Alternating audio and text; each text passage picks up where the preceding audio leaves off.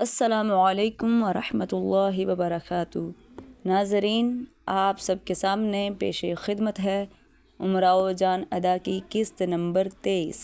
ایک ڈاکو بولا، جس ارادے سے آئے ہیں تمہیں ابھی معلوم ہو جائے گا۔ سرفراز، وہی میں پوچھتا ہوں، جان کے خواہاں ہو یا مال کے؟ دوسرا ڈاکو، ہمیں جان سے کوئی غرض نہیں، کوئی باپ مارے کا بیر ہے؟ ہاں، جس ارادے سے آئے ہیں اس میں تم مزاحم ہوگے تو دیکھا جائے گا۔ سرفراز، کسی قدر سخت ہوگے تو کیا بہو بیٹیوں کی آبرو لوگے؟ اگر یہ مقصد ہو۔ سرفراز پوری بات بھی ختم نہ کرنے پایا تھا کہ کسی نے ڈاکوؤں کی طرف سے کہا۔ کوئی ڈاکو بولا، نا صاحب، کسی کی بہو بیٹیوں سے کیا واسطہ بھلا؟ کیا ہمارے بہو بیٹیاں نہیں ہیں؟ عورتوں کے کوئی ہاتھ لگا سکتا ہے؟ اس آواز پر مجھے کچھ شبہ سا ہوا۔ سرفراز خوش ہو کے بولا، تو پھر یہی تو میں پوچھتا ہوں۔ اچھا تو بھائیو، ہم ابھی تمہیں کوٹھی کے کمروں کی کنجیاں منگائے دیتے ہیں، اور جو عورتیں وہاں ہیں ان کو یہاں بلوائے لیتے ہیں۔ گھر کی مالک بیگم یہی ہیں، تم شوق سے کوٹھی میں جاؤ، جو جی چاہے اٹھا لے جاؤ۔ رہا عورتوں کا زیور، وہ بھی اتروائے دیتے ہیں۔ ہمارے مالک کچھ اس سے غریب نہ ہو جائیں گے۔ خدا کے حکم سے لاکھوں روپیہ بینک گھر میں جمع ہے۔ علاقہ سے جو روپیہ آتا ہے اس کا ذکر نہیں۔ ڈاکو بولا، اس سے بہتر کیا ہے، مگر دیکھو اس میں دغا نہ ہو۔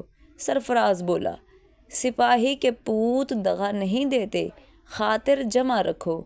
وہی ڈاکو جس کی آواز میں نے پہچانی تھی آگے بڑھا۔ واہ، کیا کہنا، مردوں کا کول ہی تو ہے۔ اچھا، کنجیاں؟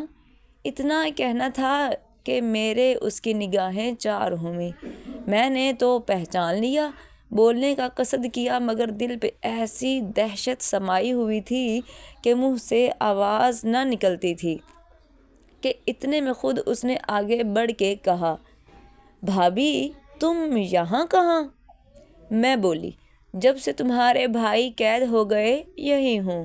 فضل علی بولا، بھابھی یہاں کس کے پاس؟ میں کچھ سوچ کے، رہتی تو شہر میں ہوں، مگر یہاں میری ایک بہن بیگم صاحب کے پاس نوکر ہے، ان سے ملنے آئی تھی۔ فضل علی بولے، تمہاری بہن کہاں ہے؟ میں بولی، یہی ہیں، جب سے تم لوگوں کے آنے کا ہنگامہ ہوا بیچاری غش میں پڑی ہیں۔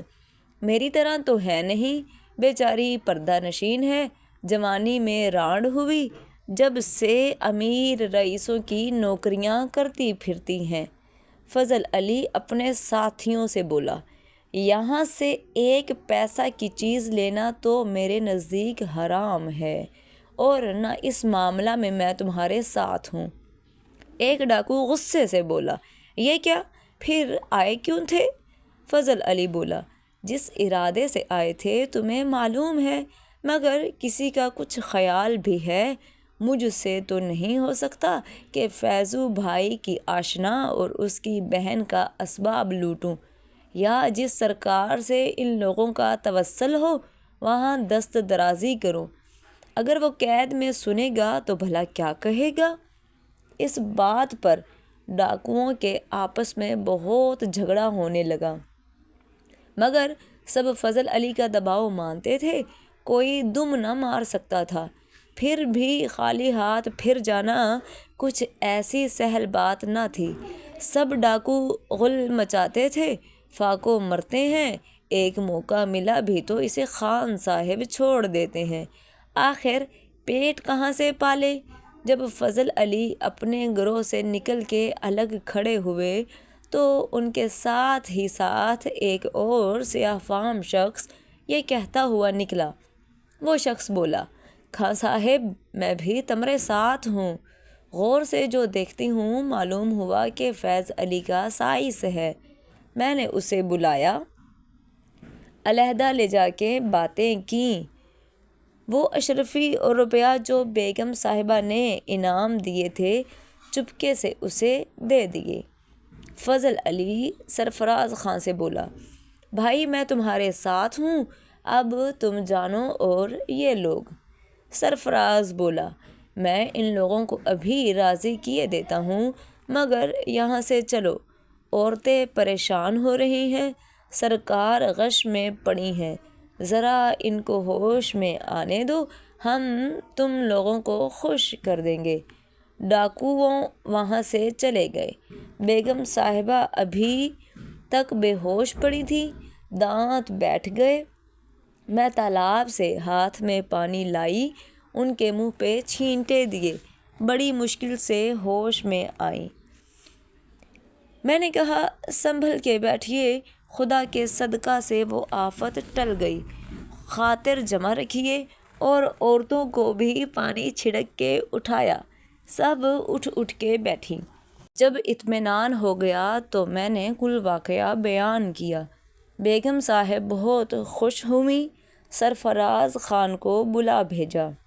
سرفراز نے آ کے کہا، سرکار کچھ دے دیجیے، بغیر اس کے کام نہ چلے گا۔ اس وقت نہ امراؤ جان یہاں ہوتی، نہ یہ آفت ٹلتی۔ میں نے اس بات کا جواب کچھ نہ دیا، اس لیے کہ میں سمجھ گئی کہ اس وقت میں یہ راز کی بات ان کے منہ سے نکل گئی ہے۔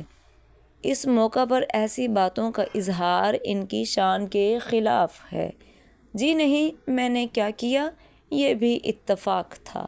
مختصر یہ ہے کہ بیگم نے صندوقچہ منگایا، 500 نقد اور 500 کا سونے چاندی کا زیور دے کے انہیں ٹالا۔ سب کی جان میں جان آئی۔ بیگم کا اس وقت کا کہنا مجھے آج تک یاد ہے، بیگم، کیوں امراؤ جان، باغ میں رہنے کا مزہ دیکھا؟ میں نظریں جھکا کے، حضور سچ کہتی تھیں۔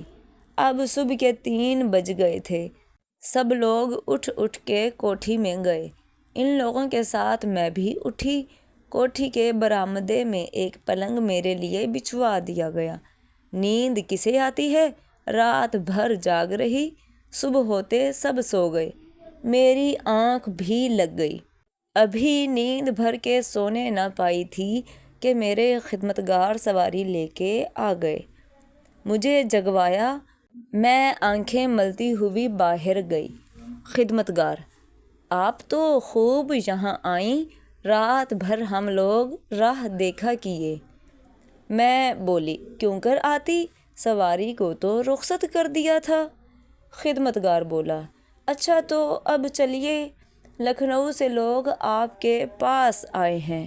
میں سمجھ گئی، ہوں نہ ہوں بوا حسینی اور گوہر مرزا ہوں گے، آخر پتہ لگا لیا نا۔ میں، اچھا چلتی ہوں، سواری لائے ہو؟ خدمتگار بولے، حاضر ہے۔